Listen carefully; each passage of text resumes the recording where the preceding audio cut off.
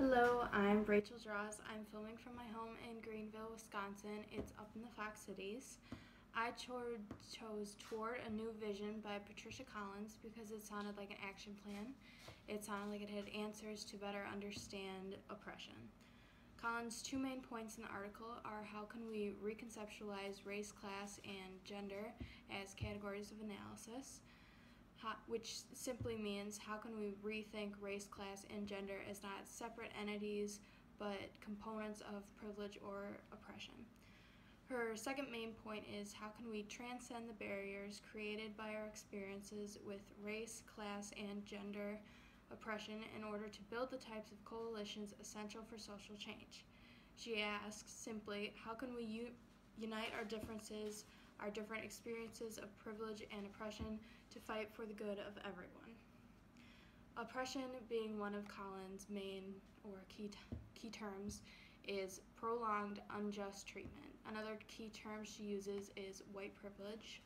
White privilege is a term for societal benefits that benefit people identified as white. Some of these privileges include having a generally positive experience with the police, being favored by school and job-related administrators, learning about your race in school or your race history, given the benefit of the doubt in nearly all situations. A key concept she begs her audience to do at the end of her paper is to examine our position, meaning what privileges do we have, who are we a disadvantage to, who do we oppress in our daily lives. She is very aware that assessing our position is uncomfortable and not something that people do ever in their lifetime, most likely. But she insists if we want to create social change and be empathetic toward people facing oppression, we need to know our status. My status is a female, or my status as a female is my only form of oppression, and I live in a family and environment where it does not affect me as much as it affects others. Other than that, I'm a middle-class, white, cisgender American who lives in a Christian household. I'm very privileged.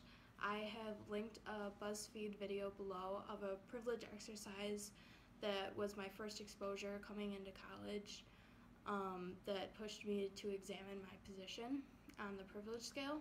So my question that I do feel obligated to pose is, what is your status? What privilege do you have in your life? What disadvantages do you have in your life? And how can you use your privilege for good?